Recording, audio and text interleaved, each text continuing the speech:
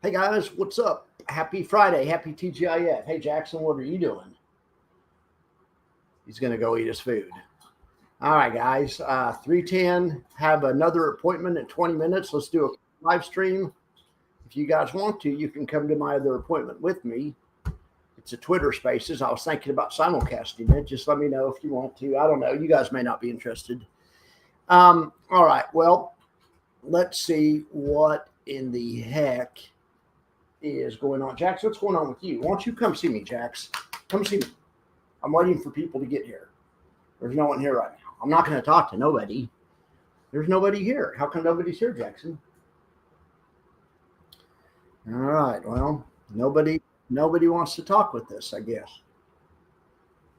All right, let's go look at the market while we're waiting for all the guests. There's Marcus. Hey, Marcus, how are you doing? Or Mark. Marcus or Mark would be my bet. Could be Dan also. Marcus, Mark, or Dan. I say 60% chance it's Marcus, 30% chance it's Mark, and the rest is in 10% chance it's Dan. Anyway, all right, let's look at the market and see what's going on. And I guess there's a 5% chance it's somebody else or something, because Marcus hasn't piped in and said, hey, yet. Anyway, whoever it is, thanks for being here. All right, let's look at the market and see how we finish up the day. You know what I feel about days that finish on their highs. I just freaking love them. Nothing I love more than a day that finishes on the highs. I mean, other than a day that gaps up in the morning and the gap isn't tested or is tested and holds and then finishes on the highs. I mean, anyway, I'm trying to find an example of that. But anyway, day that finishes on its high. I guess it's not on its. Oh, it is on its. Let's wait. Let's zoom in here. Well, we finished close to the highs. I guess this little bar here, or no, it's this Friday. Oh, that's. I'll take it back. Yesterday we finished on the highs. Today we didn't. I thought this was today's bar, and I thought we're drawing a different bar for after hours or something. I thought they started a new bar or something. But anyway, that's obviously not the case. My bad. Did not finish on the highs. All right. Actually, on this chart, it's a big doji candle. Could you call that a hammer too? But that's like a bad hammer. That's not like Thor's hammer. That's like a hammer to the downside. This day is the kind of day. Well, I was going to say that's a day that I like, a day where it has a bullish gap and then finishes on the highs. That's what I like to see. Anyway, everything did pretty well today. I mean, SPY was up, Qs were up, interest rates were also going up. Hey, also, I never did find that prospectus for the fund QQY, not QQQY, but QQY. If anyone comes across that it's a proposed prospectus, please let me.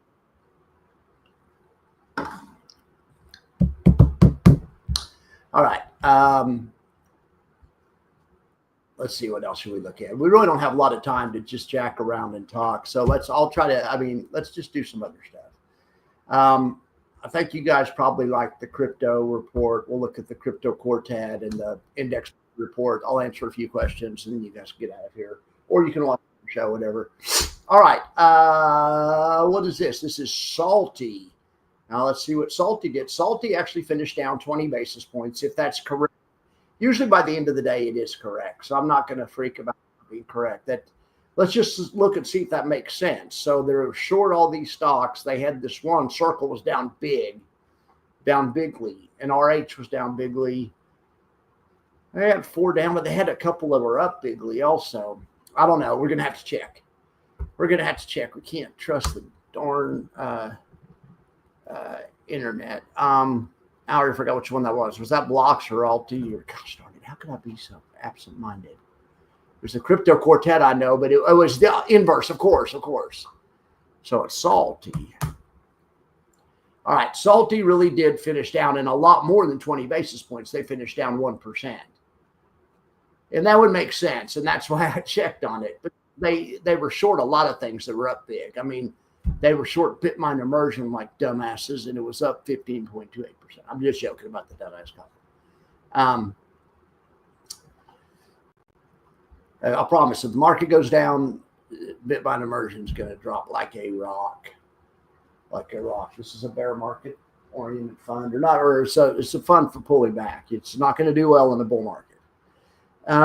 Anyway, so yeah, so what the hell? Why is this still? I mean, it's only down. I just don't get it. Why can't this be right? It's just the easiest thing in the world. I just don't get it.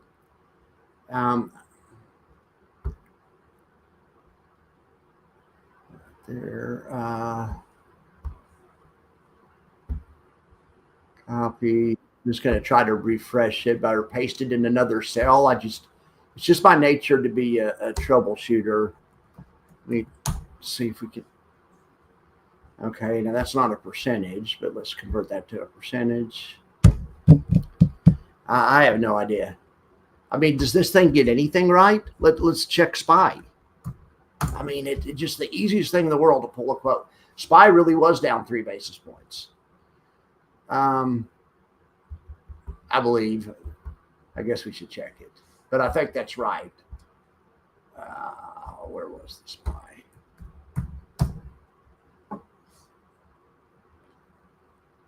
Absolutely correct. Easiest thing in the world to make. I just don't understand how Google could be so bad. I may just stop showing the crypto quartet. I mean, it just because it's almost worthless to show because the whole time I'm checking and bitching about I don't get it.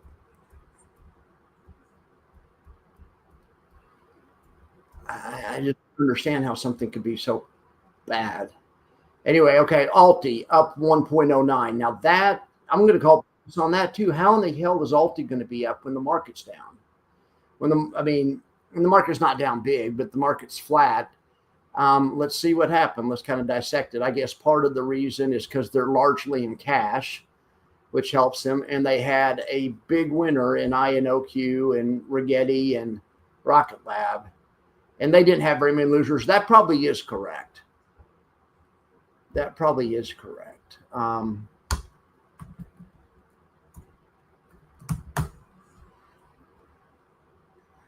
Yeah, sure enough, that is correct. Yeah, that is absolutely correct. Good job, Alti.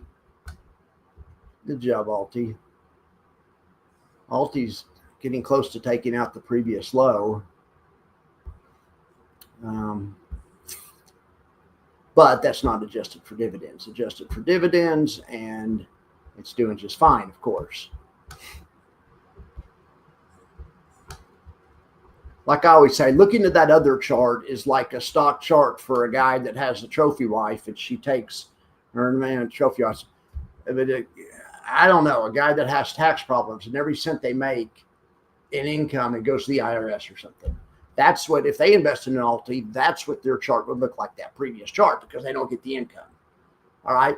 People like you and I, we get the income. So you want to look at this chart. I mean, if you're trying to evaluate how your investment is doing. Anyway, all right. So, all right, let's go back to the crypto quartet. Let's check out old LFGY.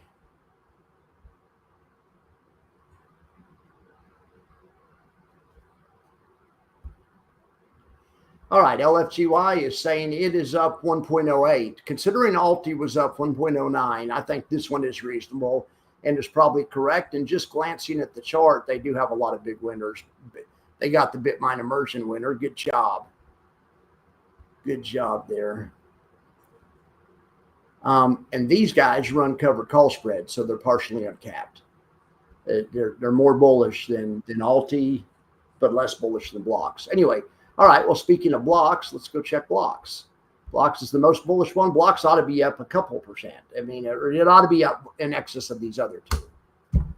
Or no, not that. And sure enough, true to form, it's up 1.86%. On the backs of this drives me crazy too, this HODL situation. This is ridiculous, but it's whatever. I remember one day it was up 10% and I didn't check it, and I really thought it was just up 10%. Anyway, Ethereum, was Ethereum really up 5%, or is this BS too?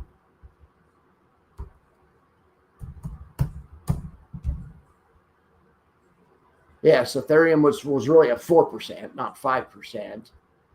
So I don't know though, but I mean, why is it saying 5% then? Because it's on the high of the day. Even if this is 15 or 20 minutes delayed, which I think it might be, it's 15 or 20 minutes past closing time. So no, it was never up 5%. So this is another example of Google being,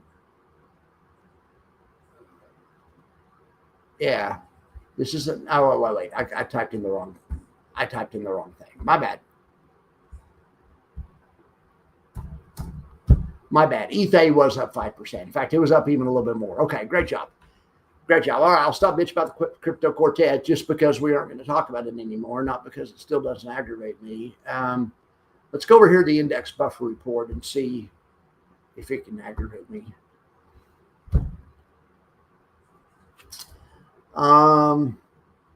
Well, I don't like yield. I mean, I don't like those types of funds. Let's start with the index buffer report. What in the heck is QUp doing? That's got to be wrong too. This thing is just, I mean, Google is just terrible. I mean, there's no way that QUp is up 8.09 because they buy calls and on this SPX, the SPX is flat. I would love for them to be up that much, but I just don't understand how this service is so freaking bad. I mean, QUp was up 3.59% though. How in the heck did it do that? Anyway, I don't have any QUp. I don't know anyone that does, but all right. Well, that's impressive. I mean, maybe they get poor liquidity in some of these stocks and they're getting it from there's a wide market or something. I mean, I'm all about making excuses, or not really making excuses, but trying to figure out why stuff is the way it is. There's, like I say, there's usually an error and it's usually on my side. Not the computer doesn't make errors. A computer can't make an error. I mean, it's just a computer. It computes. All right. Let's go back to no, not that. Let's go back to this. So anyway, this is just about useless too. But let's see if our normal stuff applies. Let's see if feed and 5E and SVOL are up the most on the left side of the chart. I don't know. Look, T-Spy, great job, Cy. WDTE. So feed and 5B were not up the most. Wow. Okay. That's rare. But of course the market was totally flat. Salty was down the most, but that's fine. And that's a good, well, no, that's not a good performance from Salty. Salty's outperforming the benchmark on the downside. And it was doing it the other day also. The market was only down 3 basis points, meaning Salty, if things were fair, should be up 3 basis points. I mean, or should be up something, but Salty's down further. So anyway, it's just taking riskier bets in the market. It'll pay off whenever the market goes down. It'll pay off. Okay, so LFGY and blocks are up the most today. That makes me happy. YMAG and Alti also up. So the two I have, Alti, LFGY, and I have GPTY, my core holdings, my core bullish holdings, GPTY and GDXY. But 2 of my core bullish holdings are doing well. What's GDXY doing? Do you guys know? GDXY ever calm down? Anyway, all right. Well, I'm done with this. What do you guys want to talk about? You guys want me to talk about anything? Hey, Steve, how are you doing there, Red Sox? Palantir had a great day. That's great. Yeah, definitely happy Friday to you as well. Or Bitcoin had a great day. Okay, yeah, Palantir and Bitcoin. Okay, well, let's look. QUp had a great day also. This freaking fun QUp's amazing. They don't pay a dividend. They're just leveraged upside, but they came out in March before the market crashed. And they crashed too. They went from 25 to 18. That's, what is that? 35% pullback. I mean, because of the leverage. But then they've rocketed the other way since. I mean, I think the way they're doing this daily delta Q100 upside option strategy may be smarter than the way the conventional things we know about do it now. Right now we have TQQQ. I need to make a video and explain why I think this method is better. And it has to do with the money management aspect of it. It's a math aspect of it that I like better. All right. Well, anyway, so let's check out Palantir also. see how my open did also. I got some call options in open, of course, at the very high tick of in the history of open, probably. That's the only, I won't buy a stock unless it's on the high tick. That's my favorite thing to do, right? I mean, not really, but seemingly. Yeah, Palantir did have a good day, closed on the highs. Those closing on the highs are clues. Look, 2 days, 3 days ago, closed on the highs. The next day it gapped up. The gap wasn't challenged. That's telling you calls, baby, call. I mean, it's been telling you the whole way, right? But anyway, those little order flow clues. Look at this hammer bar right there. It dipped down and hit the 20-day, and then it hammered off of the 20-day. It didn't immediately make you money. Who knows? If you would have bought calls, you may have lost money on that one because of the time decay, but you could have sold puts. But anyway, you would have been handsomely rewarded buying this bullish put or this bullish gap, not to mention this bullish gap. And anyway, all right. So yeah, good job on Palantir. I hope you guys have some of that. Let's see what Open's doing. I only got 4 minutes for my show. Okay. Well, gosh darn it. All right, Open's down a little bit. Like I say, there's nothing I like more than buying the high tick in a stock. All right, I just want to talk to you guys, see what's up. Hey, Redfish, how are you doing? Tesla had a great day as well. All right, are you guys going to tune into the X Spaces? Do you care anything about the X Spaces? It's going to be me and Amy talking about comparing the funds and also maybe Brad, but also the host is old Jonathan. And let's see what we're talking about real quick, because I need to do a refresh. You guys can help me. Let's see. No, not that. I think it's, let's see here real quick. Where's X? Gosh darn it. Where is X?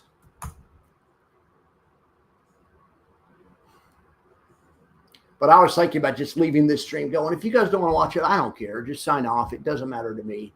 Half the time I sit here and play my guitar. I hit mute because it's boring when the other people are talking. And my guitar is like a fidget spinner. I mean, it's just something to do with my hands. So I'll probably, but if I do it live, I may not do that. Maybe I'll do something else, or I could always hit mute and interact with you guys. It might be fun. Maybe we'll give it a try. We'll give it a try this one time. Anyway, but let's see real quick what we're supposed to be talking about today, so I can prepare. That's 3:27. It's about time to prepare. All right, GUI, GOW, and Goop. Okay, so GUI, GOW, and Goop. So let's go to stock analysis and let's pull up a comparison.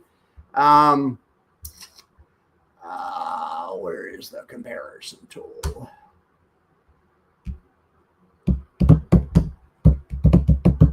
Anyway, there's some good ones and they're on fire. So GUI, Goop, was it GUI, Goop, and GOW? Oh, God, I have the worst memory. Okay, so all right, so GUI, no. All right, so there's GUI. I did add a symbol, you idiot. Gosh, I should probably get over there, but they know I'm coming. All right, so there's GUI. There's Goop. And here's GOOW by Roundhill. By our friends over at Roundhill, who probably hate me. I can't believe I said XPay is going to decay. That's really what I think, and I still think that'll happen in the down market, but XPay is doing just fine. If I talked any of you guys out of getting XPay, I'm sorry. But I was a big proponent of SpyT. If we're the same type of fund, SpyT's done fine. It may be a quarter basis point behind him or something. So I don't feel that bad about it. But anyway, but I do feel bad. All right, so let's look at this on a 1 month basis, I guess. All right. It's all about GOW, Goop, and GUI. Okay, so then what else can I look at? I need the S. Okay, I have everything I need right here. Okay, let's get over there to X. If, like I say, it won't hurt my feelings. If you guys want to sign off, sign off. If everyone signs off, maybe I'll just sit here and play my guitar. I'm going to hit mute. I don't do it on the show, but just because it's boring. I mean, I like to always be doing something. All right. I don't like listening to other people's opinions. I like talking. If I'm not talking, I'm playing guitar.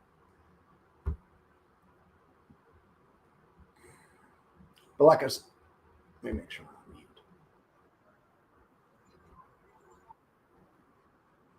But like I say, we'll keep talking until the song's over. But seriously, you guys are excused. I won't feel bad if there's no one watching. I won't feel bad. Maybe at the end of it, maybe I won't do it next time or something. But this might be fun. We're gonna definitely do. Oh yeah, link for sure, for sure, for sure, for sure. I don't know how to share the link on this. This has always been a problem before. Copy message. I mean,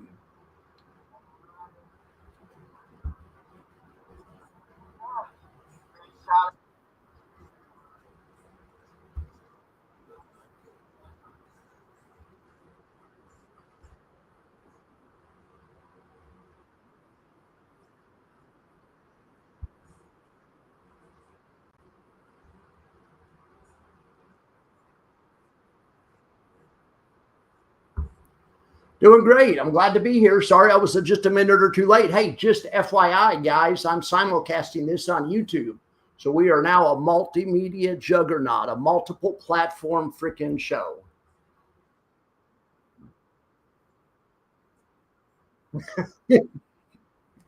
Oh my God, that's the story of my life. I'm just a grumpy old guy. Yeah, yes and no. I have a friend that's helping me, and yeah, but yes, I'm sorry. I get grumpy in my spreadsheets. it's all it's all good now. Yeah, I've got it fixed. Yeah.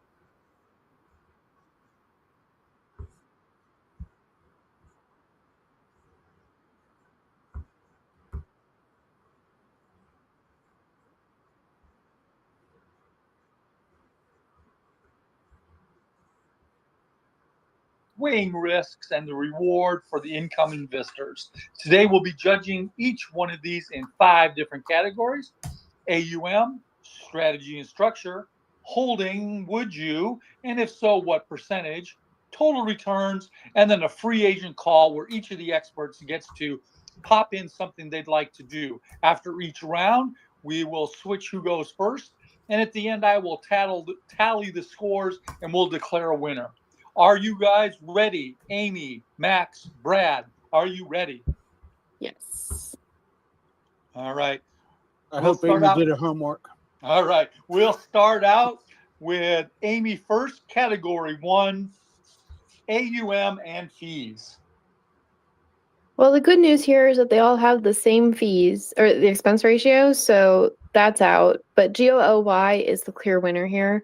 They have 164 million assets under management, while GOOW has 19 million, and GOOP doesn't even list it on their website. I had to look it up. It's only around $10 million. All right. So for Amy, AUM and fees category 1, the winner definitely goes to GOOY.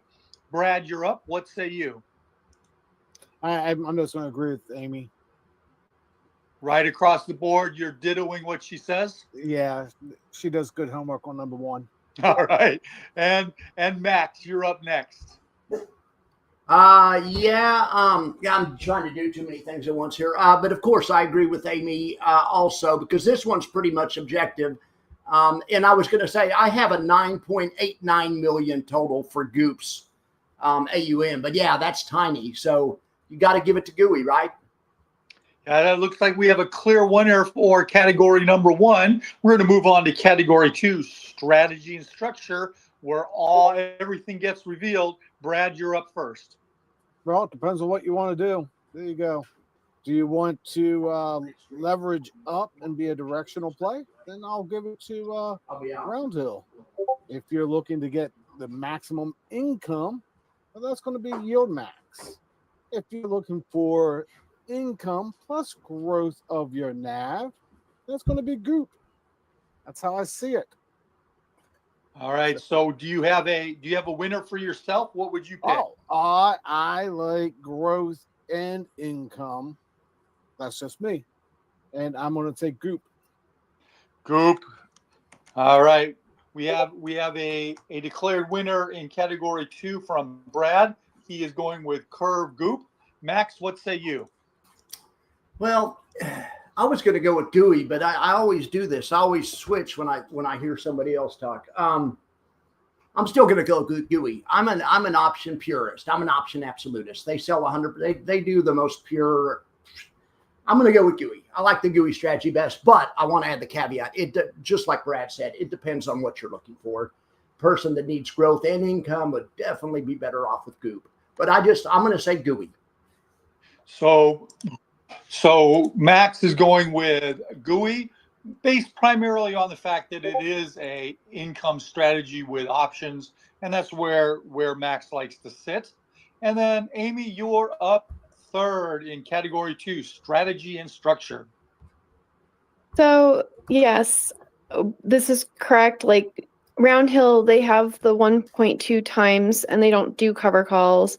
GOOY is the just very traditional synthetic cover call ETF that we all know and love. And GOOP, they have synthetics, but they do call spreads and protective puts and a bunch of stuff. And they don't pay very much, but they have more price appreciation.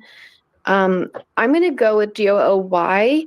But if we ever have like a 10% correction and Google is like getting hammered, GOOW all the way. So you like the GOW for a directional play if you're feeling that way, but for the yield, you're looking at GOOY. Yes. All right. For any of our experts, does the payment rhythm, one being weekly, one being every 4 weeks, and one being basically monthly, does that play into it at all for you, Amy? We'll start with you. I mean, I like my weeklies because I'm now self-employed, so it's better for me to have more regular income that I can count during the month. It makes me less anxious. However, in like Google is a very kind of stable business. I'm not really expecting, they don't have like the highest implied volatility. So I'm okay with waiting every 4 weeks to get paid from GOOY. And Brad, what about you? I don't need an ETF to manage my budget. All right, so you're just looking at what's going to fit with your criteria, your lifestyle. I have quarterly payers, I have weekly payers, I have monthly payers. All right, so as as a priority of picking, that's very low on your scale. Yeah, low on my scale. All right, Max, what about you? Does it matter to you? A little bit. I would rather have a monthly payer than a quarterly, but between monthly and weekly, I'm not a big. If one of them was quarterly, it might have played into my opinion. But with them all being weekly or monthly, I think that's roughly the same to me anyway. All right, then. So for category 2, we had 2 GOYs and 1 GOOP. And we're going to move to the third category is which one would you hold, and or if it's all of them, what percentages might you give them for the alphabet? And Max, we'll start with you. Okay, I'm trying to think if I do hold any of them, and I don't. I thought about it, but anyway. Max, are you there? Oh yeah, hang on. He's got himself on mute. Yeah. My bad. All right, which one would I hold? It's a good question. It depends on what I was looking for. They all have advantages in different types of markets. Depends on the market, but I'll just say GUI. I just like the pure cover call income play. So I'm going to say GUI, and then on the percent, GUI, GOOY, and then if you were holding GUI, what kind of percentage might you give it to your portfolio? No more than 20% for my entire income sleeve of my portfolio, and then buts, and I wouldn't put it all in GUI either. So maybe if it's split at least 5 ways. What's 5 divided by 24? 4%. 4% of the bank. All right, so approximately 4%. Amy, you're up next. So Google is very far away from my priorities right now. So maybe not for like another 2 or 3 years before I even have room in my portfolio to look at this. But when I do, it probably won't ever be more than 1%, my Google holding. I would do a mix of GOOY and GOOW, like 70-30 or something like that, because I do like being able to use GOOW to buy into GOOY and then use GOOY to do distributions back into GOOW. I just like doing distributions more often. It's just what I do. All right, so you're saying that you would hold GOY if it met your criteria at this point, which it doesn't based on the holding and the yield. But if you did, you would probably hold GOY and then put the drip into GOW. Is that what I'm hearing? Yes. All right, Brad, you're up, sir. I hold Goop. I already hold it. Not which one would I hold? I hold Goop. All right, man, a very few words today. And what kind of percentage might you give Goop inside your investment portfolio? So I give single stocks a small percentage of less than 1%. I'm more into more of an index or a basket of stocks. That's just me. I'd rather play the indexes than picking winners and losers of some of these. All right, and I'm going to do a quick sidebar because I have people with 3 different investment styles or places right now. So I'm just going to ask this sidebar question. Brad, since you're up, I'm going to start with you first. In your, I won't say entire portfolio, but in your investment portfolio portion, so not your entire net worth holdings, but in your investment portfolio, how much or what percentage is actually in an income-based type of vehicle? No, I'm gonna pass on that. All right. Max, are you willing to share that information with us? Well, of course. I don't actually know. It's a small percentage. It's a small percentage. Here's my rule of thumb: the less, the more. The less, the better. Use as much as you need for the income you need. Don't try to live off them. Don't margin them. You know my thing. That's my. I do. So the less I say, the less, the more. I'd say 1 or 2%. The less is better. Less is more. All right, and Amy. More than 100%. I love that. That's funny. I mean, that's good. No, Right. So yeah, I have 100% of my investing portfolio because I am living off of it, but I also am currently doing the no-no and taking some of my investment portfolio from my Roth IRA and doing early withdrawals. So more than 100% is in investing, but I do need it all. So I'm scrambling to get it to what a real portfolio should look like, not 100%. Yeah, and I think that brings up the wider point that income investing is determined or should be determined by where you are in your journey, what you're doing, what your needs are. But I think each expert has indicated that it should be based on the income need, and it's not an investment tool like growth or income is, or even your safe savings area. It's based on generating the income that you need at the time. Would I be accurate there, or am I speaking out of turn for the experts here? I Yeah, agree. Max and I are on the same page. We're older and retired. We don't have everything in income. So And I want to add, I'm not being critical of Amy or anyone else that's buying these to live off. that's right. I mean, I'm Yeah, not being no, critical. I don't. I get it. I would do the same thing too if I was in Amy's situation. And but I'm not being critical. I'm just saying how it works for me. Yeah, I wasn't implying that anybody was being critical. I just think it's important for us as the folks that are offering this platform and attempting to make sure that people have the best information to be able to make good decisions for themselves, that they kind of get the flavor of that these income vehicles aren't an investment vehicle. They're an income vehicle and should be looked at that way. And I just wanted to make sure that you all agreed with me on that end. All right. So One thing, sorry, if you Yeah. don't mind. So one thing to bring up with would we own this is like what Brad said, where this Google, the alphabet, it exists in the Mag 7 ETFs like Maggie and YMAG. So the real question here is, do you need Google by itself? Like, is there a reason why you don't like the Mag 7 versus like, or do you want to overweight yourself in Google for some reason? Yeah, that's a great exactly. Hey, I mean, I look at all of my equities. It's in every single one of them. Besides, I don't even know if it's in IWMI.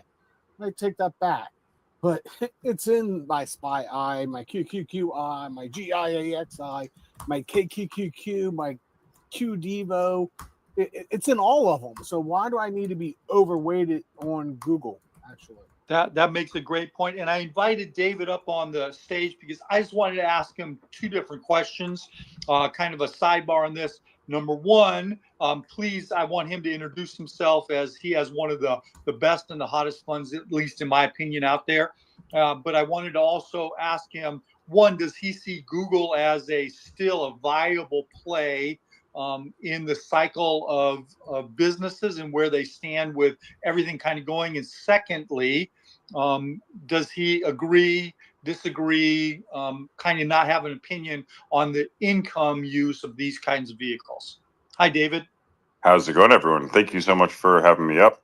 My name is David Chikansky. I've been in the ETF industry for about 20 years, first as a portfolio manager of other financial advisors' client accounts through in-house management system. We had about 6,000 advisors and about $2 billion in the ETF space. I was next the fourth employee and partner at Title for about 11 years. Last year spun out, and I am now a Title client, launching our first ETF October last year, the Stacked Bitcoin and Gold ETF, ticker BTGD. It's a leverage basket of Bitcoin and gold, rebalanced between the two. It's a prepackaged currency debasement hedge. Short the US dollar and go long more Bitcoin and gold. Take advantage of the correlation benefits between those two assets. So we don't really have twice the volatility of Bitcoin and gold, but we do have twice the return. And I think this conversation you guys are talking about is very warranted. Look, these option strategies are phenomenal. They're tools that are truly could be used by hedge funds, right, to make their perspective on different positions. I think using it for income responsibly is definitely appropriate and important, whatever your current income level needs are. But I think a lot of people get drunk on income and just want more. Be responsible with that, because you could have future higher future income in the future if you maybe allow a little bit more to be in growth at the moment. We are up, for example, 58% this year. Our fund lineup currently doesn't have anything in the income space. We will change that in the very near future. But this vehicle is designed to be growth that allows you to have more income in the future.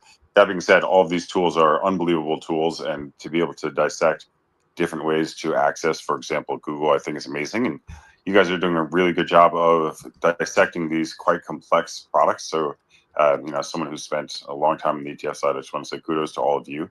You guys do a really, really good job on that side.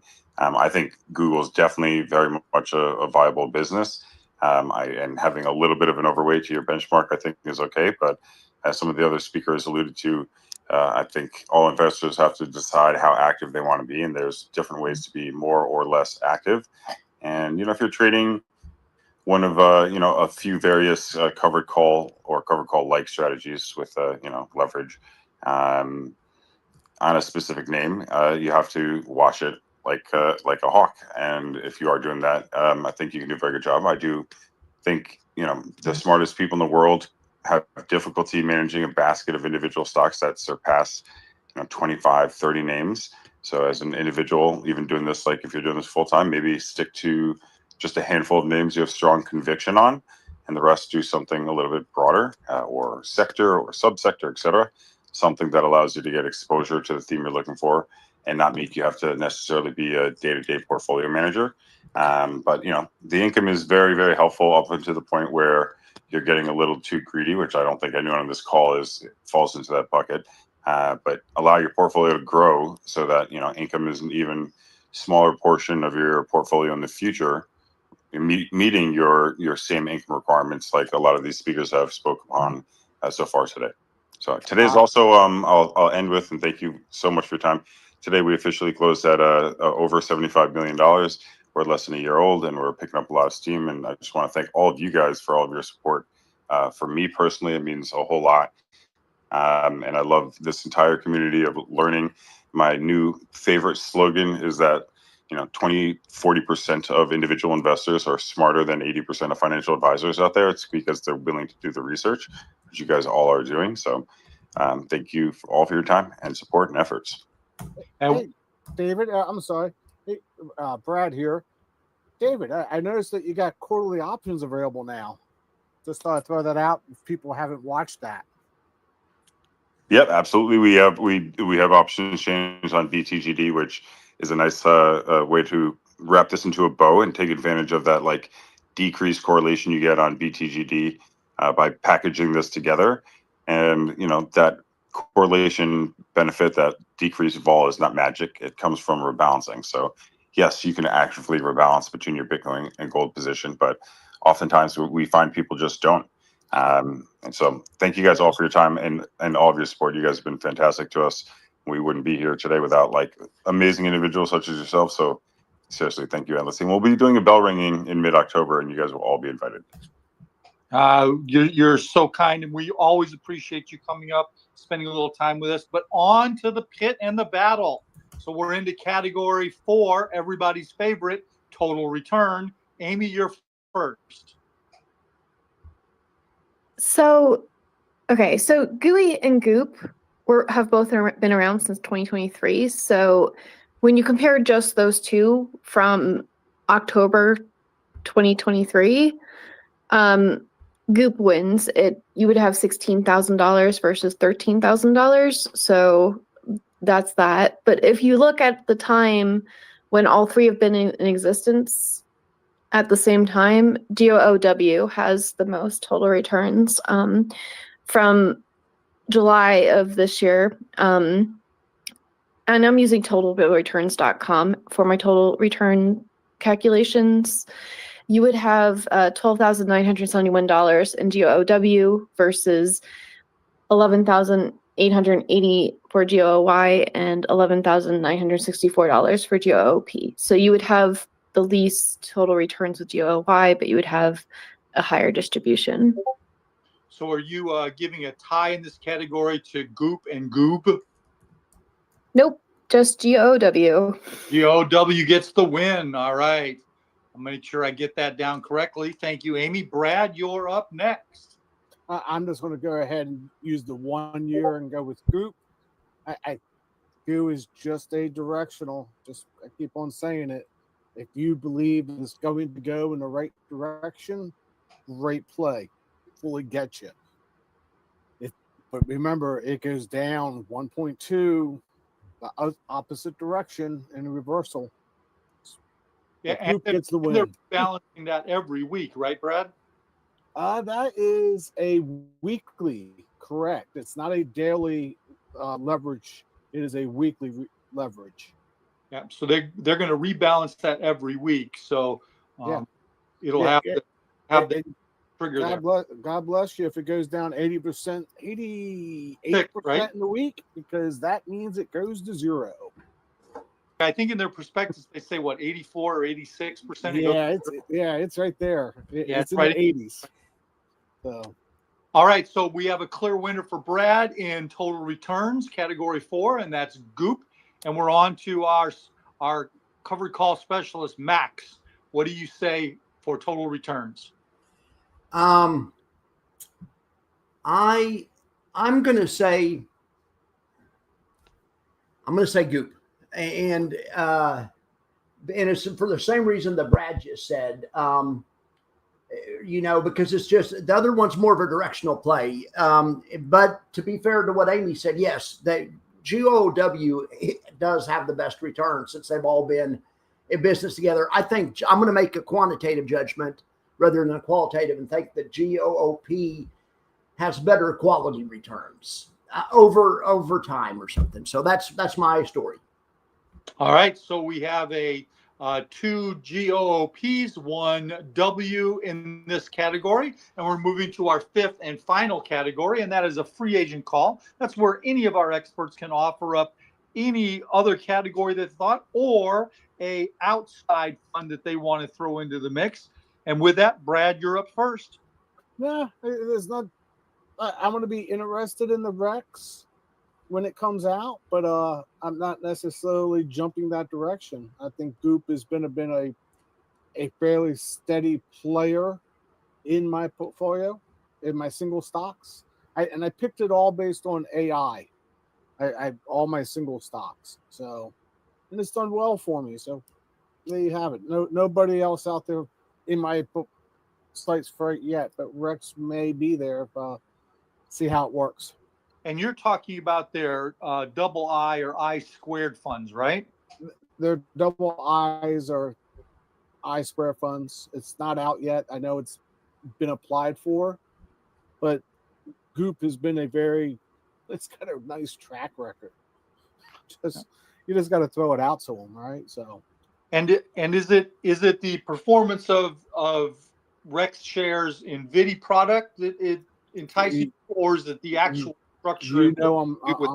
I'm heavily into the Rex shares in VIDI product, and that performance has done well. The others have performed okay, in my opinion. They're doing what they said they were going to do. They were just on the channel, right? But that NVIDIA product has done very well, and if they would have brought it out on Google, it would have done well because it's been the same type of grind up. Yeah. So. Yeah. All right, then. For our free agent call in category number 5, Max, you're up. What say you? Well, once again, I'm copying off Brad, but that's what I was going to say. These, I'm really in, or maybe I'm not directly copying off him, but I'm really very interested in the new Rex shares. I think Rex shares may have the right combination between Yield Max on one end and then Roundhill on the other end. So I'm just, for my wild card, I'm going to say that Rex shares fund I'm excited about. All right, so you're looking for, and are you liking the fact that they're balancing both a underlying along with the cover call strategy and using a sprinkle of leverage on that? Is that what you're liking about that, Max? That's exactly right. Correct. right? Because they're going to leverage the underlying anywhere from 1.05 to 1.5, and then that gives them a wider base of where they're going to write their covered calls on, which may be on 50% up to 62.5% of the fund. And that's my understanding. Would you agree there, Max? That's what I'm hearing also. I'm hearing the same thing. So yeah, I'm excited about it. So when they were on the channel, they target 1.25 when they reset on a monthly, but they can get a little out of balance as the month goes on. Sure. But they target that 1.25 when they reset every month. All right, that's great to hear. And that was Tyler on your channel, right? That's correct. Excellent. All right, then. Amy, you're up with a free agent category. What say you? So I'd like to focus on the distribution rate. GOOW has a 73.91% distribution rate. GOOY has a 64.37% distribution rate. And GOOP has a 13.25% distribution rate. For me, that 13% distribution, if I'm going to get, like, as the distribution rate gets lower, the more competition there is. So at that point, I'm going to question, do I need income from Goop, or do I want income from something like SpyEye or T-Spy or Triple QI, like any of these broad basket market YMAX, any of these, like, do I actually need this Google Play as an income? Am I better off just having something that has higher distribution rate? And if I believe in Google, just invest in GOOGL for the growth. So maybe I don't know. I don't want to be too down on this, but it's kind of like I think we all need to reflect on where Google actually fits in our portfolio more than anything. So are you saying that the yield or the return for a single ticker, the two don't weigh for you, because you could get the same return on a quote unquote safer basket like an index fund or a basket of AI funds?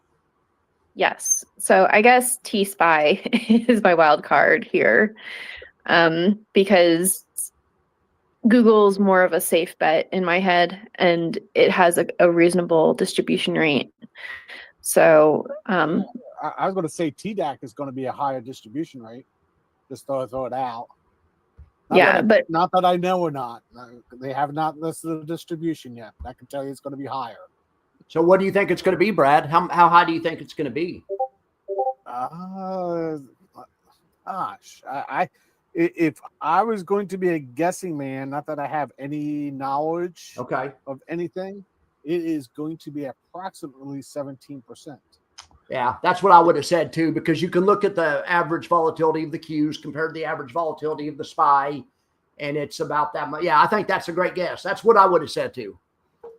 Yeah, I was going to say somewhere between 16 and 18 is what, you know, you kind of get the wink at, but I think it's really going to come in at that 17 range.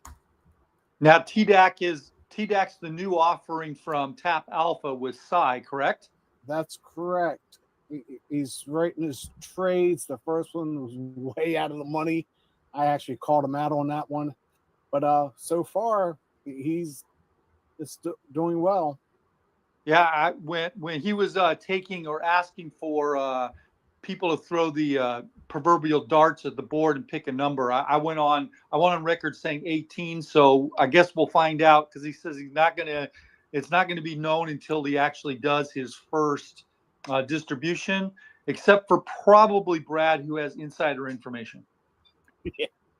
No insider, just All right. Hey, Brad, hey, Brad, let me ask you a question real quick. Sorry, Jonathan. You go ahead. You were saying, Brad, that he sold his option in the money or out of the money. I just looked I didn't realize TDAC was already out. It's been out, for a week or something. What did they do? I didn't catch that. Yeah, so they're selling 0 DTEs. He got a little caught out today, but his first one was like, I don't know, like 3% out of the money. It's just like, dude, the market's flat today.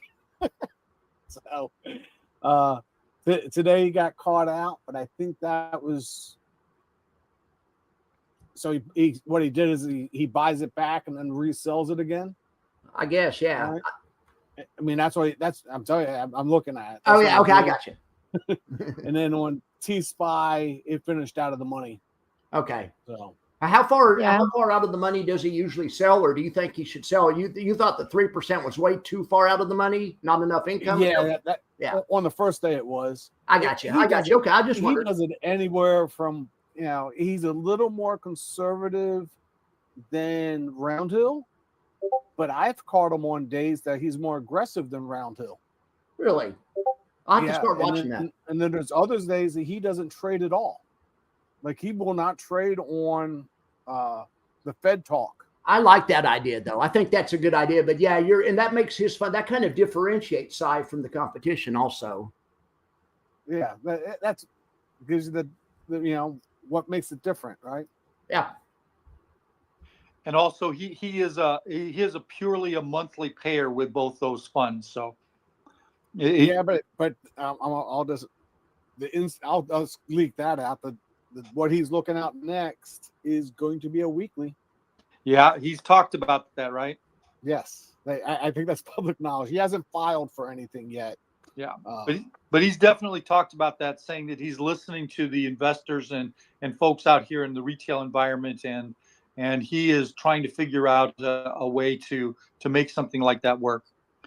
All right, so we clearly have a winner in this week. It's going to be GOOY with GOP right behind it, and then GOW as an honorable mention. And then in the free agent call, 2 out of our 3 are at least interested in seeing the Rec Share product, the II or the I squared product when it comes out, seeing how that plays. And Amy is saying the risk of a single ticker could be better based on the yield, maybe better done if that's the yield you're going for with a safer basket.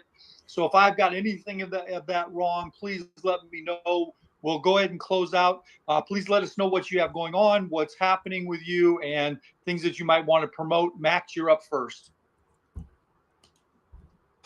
Okay, I wanted to say that the people in my room wanted to give a shout out to especially a guy named Redfish. I don't know if you guys know Redfish, but a guy named Redfish that's on my YouTube in my comments right now said to tell Brad and Amy, hey. So anyway, I'm just passing that along, but I'm sure all the guys in my room have been really enjoyed this. In fact, I've got a couple of good comments on it. And I had like 9 people on when we started, and now I have 17. So I think this is a good deal. Maybe I'll start doing this every week. Wonderful, Max. I'm so glad to hear that. Brad, you got any final thoughts or corrections for me on what I said here? No, I think you're good. Since Howard's in the room, I'm looking forward to having Howard on the channel again near the end of the month. So we'll be. Oh, Howard from Curve. Yes, Howard from Curve. Oh my gosh, I want Howard on my show too. Howard, I'm going to hit you up if you're listening. I'm going to send you an email. Howard, I gave you an invite up. Now that the pit battle is over, you now have an invite to come on up and share whatever you'd like. We love hearing from fund managers and just getting any kind of good information or alpha that you have. So I did offer you an invite up. Please come up if you'd like. And that also goes for anybody in the listening audience. These events are for you to participate, to ask your questions, to make sure that you're learning and do well. And while we're waiting to see if Howard wants to accept the invite, Amy, any last words or things you'd like to promote? Yes, I'm Amy. I am Bad Financial Decisions on YouTube, and I'm the founder of Yield Night, which is a high-income ETF comparison tool. It is totally free to use, and the premise was just all these distributions are nice, but what do they mean? Because it just depends on how many of the shares I can buy with that amount of money. So I think it's a pretty good tool, and you should check it out.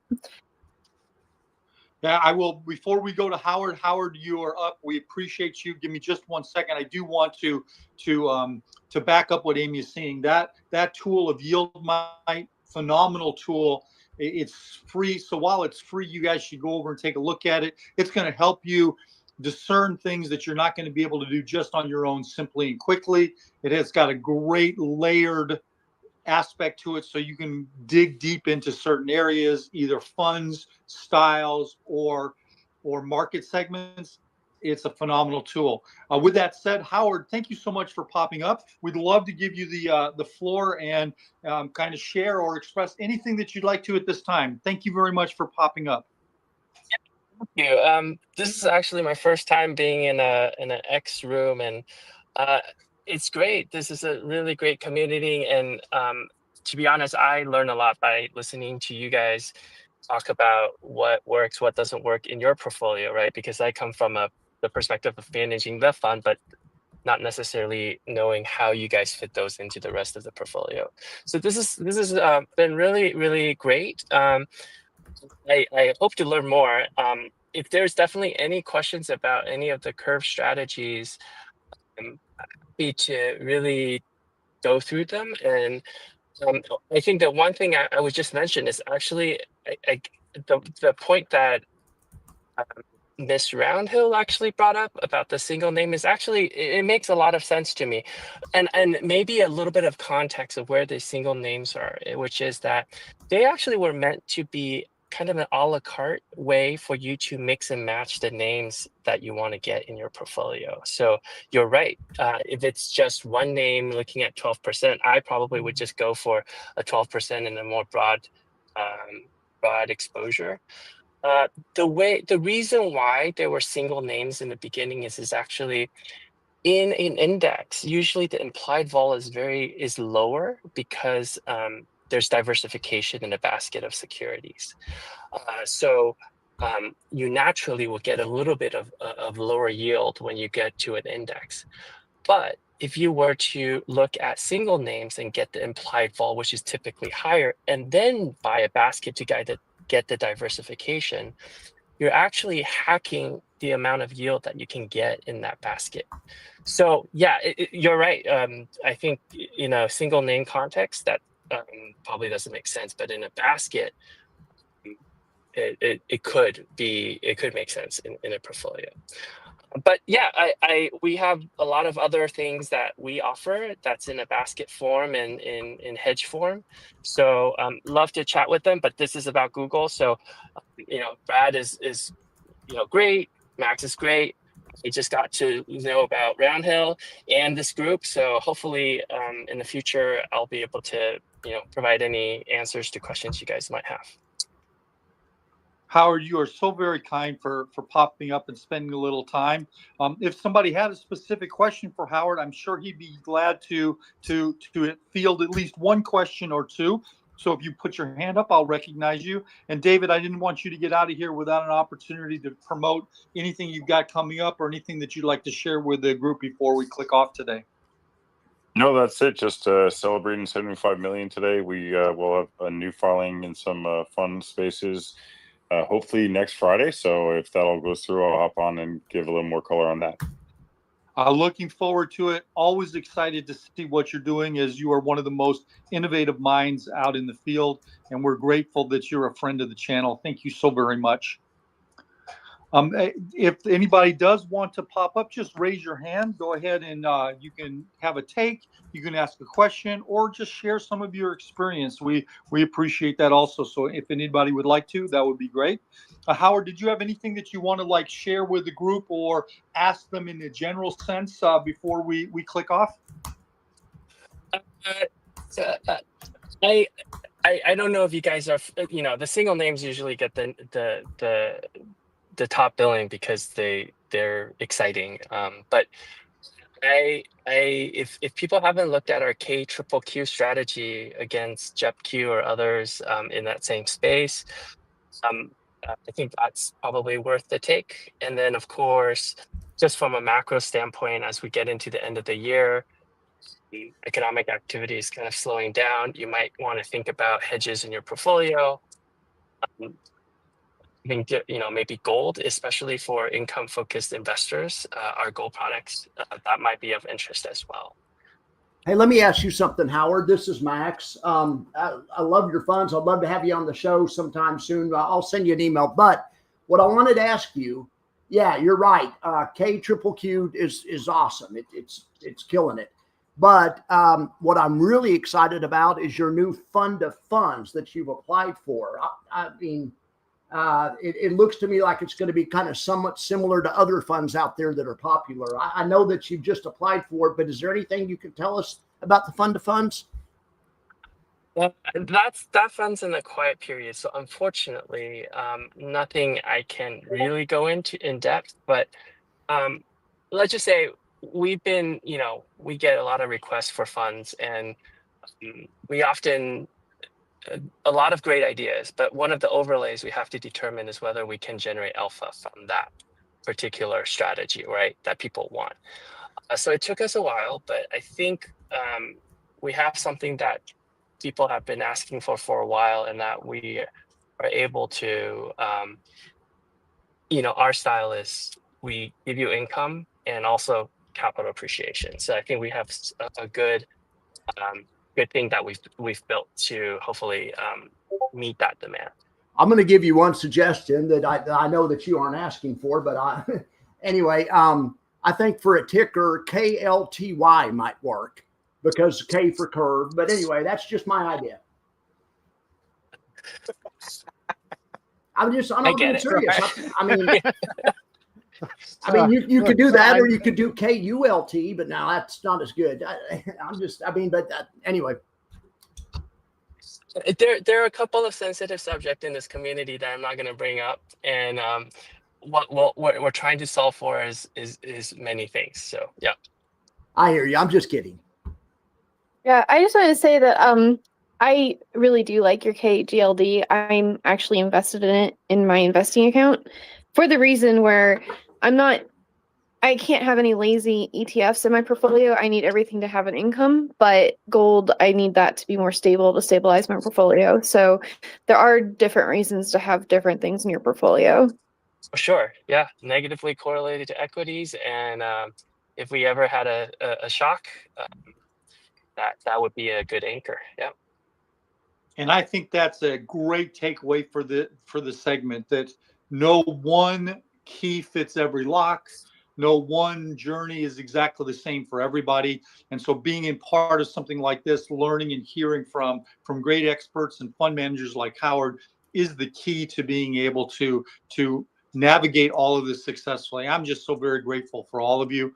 If anybody has a last comment or thought process before we click off, now would be the time. Anybody in the audience like to raise their hand, please do so. I'll give a moment to see if anybody wants to kind of wrap it up.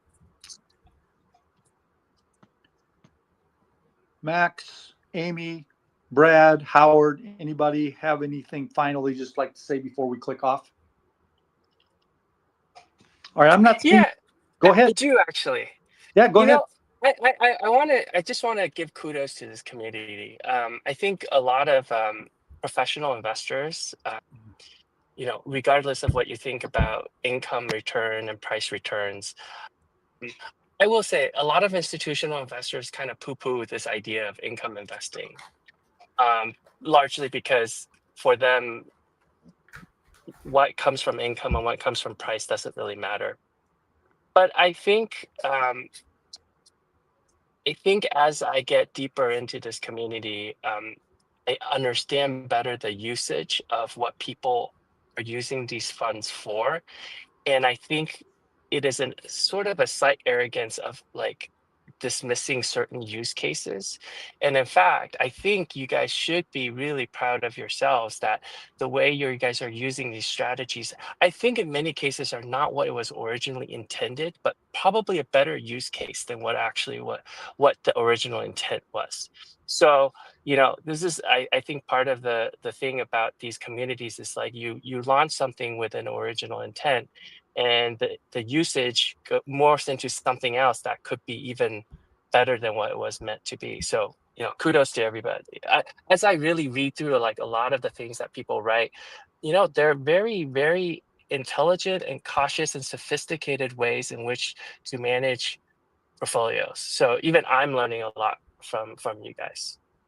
Howard, that is very kind, and I would echo the sentiment that I am continually put back and pushed back by the negativity from folks who are the quote unquote street expert, who still dialogue in a certain context and aren't actually opening their spirit, their minds, and their hearts to the ideas and the thought process, which is really Auckland's razor on why these income funds are speaking to retail investors. So I appreciate you putting that out there, Howard, very much. Thank you. All right, then. I think we're going to go ahead and wrap it up unless either Amy, Max, or Brad has a final thought. I'll leave it open to y'all or anybody from the audience. If not, I am going to close. Go ahead, Max. Hey, just real quick, I forgot to pump my affiliate link, and this is more than an affiliate link to me, but I really believe in this software. It's different than Amy's. Amy has great software too. YieldMite is awesome. Go use Amy's, but after you use Amy's, check out stocktools.app/Max. And it's good stuff. I know we're over time, so I'm not going to talk about it. We'll talk about it some other time, but it's good stuff. It's fine, Max. We're not over time. I've taken a look at it. I've watched you play with it on your lives, and it looks like a phenomenal tool. Brad, I wouldn't want to leave without you having an opportunity to talk about your community and what you have to offer for investors. Did you want to spend a moment and do that? Sure. I run a community on Circle. Slowly and surely growing. We get a few members every day, but it's a small community. And yeah, we talk about the markets every day, give you my insights. I look at directional trends of the market and post something every morning about where I'm thinking the market's going, just using trends. And then yeah, we got some really good people in there that I've learned things about. I didn't know. We talk about baskets. Did you know Fidelity has baskets? I didn't know Fidelity has baskets. I did know that. Yeah. So Fidelity has baskets. That's like a whole big thing. You know? You have to pay for it, don't you? Yeah, it's not that much. Come on. It's a cup of coffee every month. Come on. But you have to pay for it. There's the generational difference there for sure. What I want to do first and foremost is thank Howard for spending some of his time with us. Very grateful. Please check out the Curve products. They have more than just the single tickers. They have a great variety of items for folks to look at. Brad has phenomenal information and content that he puts out there. Max streams at least twice, if not 3 times a day. And Ms. Roundhill puts out super content, transparent and open, as well as she has Financial Philharmonics and YieldMite, which is a phenomenal free tool out there. So I'm just very grateful. Thank you for doing this episode number 8. Looking forward to episode number 9. I appreciate it. And if you all have been to any of my spaces, you know that I will end in prayer. So if that's something that really you're not comfortable with or you prefer not to participate in, I totally and fully understand. This would be a great time for you to gracefully bow out. You have one last chance for anybody to raise their hand, have a take or say, or any of our experts to offer a final thought or word, and then I'll close out in prayer. I'll stick around after the prayer just in case somebody has a question or has a comment or has something that they want to share. We'll take it from there. Robinhood's about to have baskets. Just putting that out there. It's not really baskets. It's just they're letting you to have multiple individual accounts, so you can logically separate your portfolio. Yeah, I read about that. Also, the number one request that Robinhood had that they revealed was basically a dividend tracker, a more accurate one. Is that right, Amy? Yes, I voted for something else because I was like, I'm making the dividend tracker. You don't need to do that, Robinhood. Well, maybe they'll buy yours. Maybe, probably not, but All right. All right. I appreciate that information. I'm going to go ahead and close in prayer. Heavenly Father, I thank you. I thank you for this day. And as we are walking through our lives as individuals, I just pray for a great spirit of peace and of humbleness to become over each and all of us, Father God, that we might look outside of ourselves and think and care about others first, that we might put them and love others as we love ourselves, Father God. And in that sense and in that place, the Holy Spirit will have an opportunity to have its will. I want everybody here that is listening to, if you have stress or anxiety in your life or worry is bothering you, Father God, I just pray that your hand would be upon them and that you would wash that and move it as far as the east is from the west. For you have said that your desire is that for none to be lost and all to be found. And that you really, more importantly than anything else, want to have an individual, personal relationship with each person. So if you're listening to this now, or you're going to be listening to this on a recording, I just want you to know that he loves you desperately and wants to have a relationship with you. Right now, since people are here for the financial area and financial knowledge, I pray that wisdom is seeped into their thought processes right now, and that they are better off than they were when they got here today, and they have learned something that will further them down the road of this financial journey that they're on. I pray for great prosperity in their finances, in their homes, in their relationships. I just pray that as they walk through this day, that they'll take a moment and they'll recognize that today is their best day ever. It's the one that they've been given, that no one is promised tomorrow, and that they should live today on purpose with love and intentionality towards others. I'm just grateful for you, Father. I hope that this time was edifying to you, and there's great blessing on every person that was here. In your most precious name I pray. Amen and amen. Folks, I am so very grateful for you all. Max, Amy, Brad, pow to you. I appreciate you. I'll stay on for just a second in case somebody either has a final comment or thought that they'd like to bring up, or a question for me. I will always do an AMA after any one of the spaces that I do. So if you have a question, please don't hesitate. Raise your hand. You're amongst friends here. All right, I'm not seeing anything. Shameless plug, tomorrow or on Sunday morning, we moved it to Sunday morning for scheduling. We'll have Ulti after the whistle. That is going to be the LT breakdown, and we'll do overtime with Salty. Unfortunately, for the West Coast folks, it's going to be early for you, but you will be able to listen to the recording, so that'll be good. And that'll be Sunday morning at 7:30 Eastern Standard Time, 7:30 Eastern Standard Time. So we'll see you then. Until then, blessings. Hope that everybody is well. Pow, pow.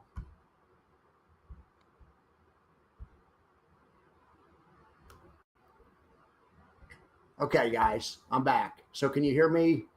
All right. Anyway, I thought that was a good show. We'll start doing that every week.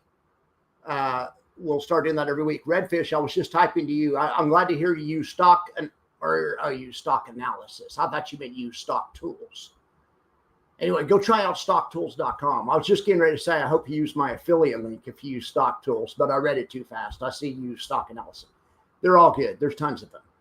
I mean, they're all good. What this stock tools, kind of what their deal is, the developers tried to put a bunch of the stuff that you only get in Tasty Trade into this package. Because there's a lot of people that don't have Tasty Trade. You know me, that's how I figure out which option strategies are do better than others and stuff, is by looking at the back tester, and I can go back and look at periods of history like 2022, or and I can run a strategy through 2022 and see which one does better. Anyway, I think that's really helpful, but you have to have a Tasty Trade account to do that. Not anymore. stockanalysis.app/Max does it for you. Not only that, stock tools stocktools.app/Max. I'm sorry. I got you. But anyway, I'm going to put it here, stocktools.app/Max. Anyway, but not only does it do the back testing that Tasty Trade does, so you no longer have to have a Tasty Trade account to do back testing, which is something that I like. It may not be for you guys, but I think a lot of people out there do the will. Tasty Trade does not have a will back tester. The developer of this stocktools.app/Max has put a will back tester in there. So you can go back and see, okay, well, how would have I done if I would have done the will on Apple during 2022 or during COVID? How much money would have I got lost? Would have I been assigned? Wonder if I was selling, you know, out of the money 5 Delta puts, would I be all right through 2022 or would I lose my ass? And you would have lost your ass. But anyway, but you can put that in there and see how much of your ass you would lose or whatever. But anyway, it's a great tool. I appreciate you guys being here. If there's anything else you want to talk about, we damn sure can. There's 15 of you still here. We'll make this a weekly occurrence. I kind of like how it's after the bell. This show is usually on at lunchtime on Fridays. But anyway, whenever they decide to put it on next week, I think we're going back to lunchtime. We'll do I'm gonna simulcast it. If you guys want, I might simulcast the thing on Sunday morning as well. We'll talk about that in Discord though. But we have a show just like this, but it's on Salty and Alty on Sunday morning. And it goes over the whole weeks of trades and the whole past week of trades. Maybe you guys might like to be there for that also. So we'll see. Anyway, join the Discord. Check out stocktools.app/Max. Check out Amy's thing. Yield Night's incredible. Check out Stock Analysis. It's really good. I'm using it right now. There's it. Check them all out. Knowledge is good, right? Didn't they say that in Caddyshack? It was on one of the statues in Caddyshack. It said, knowledge is good. Caddyshack, or not Caddyshack. It's not Caddyshack. It's actually Animal House. I was getting my National Lampoon movies mixed up. All right, guys. Well, thank you so much for being here. And like I say, in the absence of any last minute questions, we will. Hey, and also, I was reading my Twitter while I was online, and I forgot that you guys can see what I was reading too. And right after I was reading my Twitter, there was a political comment made, which is fine. I mean, but and then I made a comment. It's by somebody that's never been here before. But I just made the comment that that's great, and I kind of agree with it. But let's not turn it into because I didn't want to hijack the show. But we do talk. I'll talk politics all day long with you, especially on the weekends. Go to Discord, and we can talk about anything. We talk about politics. We talk about music. We talk about girls. We even talk about stripper names. We have fun stuff that goes on in there. We anyway, silly stuff. But anyway, but be there or be square. Okay, Mark. Yes, later, lunchtime or after is fine. But for me, the last half hour of trading is up. Yeah, I got you. All right, guys. Well, I'm going to get out of here, and I hope you have a good day. Hit me up in Discord, and I will talk to you. Oh, yeah. I forgot about that. All right. I still don't have the spread. Okay. He's asking about the max top 20. I need to fix that tonight. But assuming I get it fixed, and I think I have it. I think I have it set. Yeah, the stripper name section is good too, but I like the music section. I like the section where we put sports. We also talk a little bit of sports in there and stuff. Anyway, I like it all. All right, guys. Thank you so much. I'll be sure to get the Max's top 20 out this weekend. I just kind of forgot that I still haven't done it yet, but I think I'm on top of it. All right, guys. You guys have a wonderful afternoon, and I will talk to you later.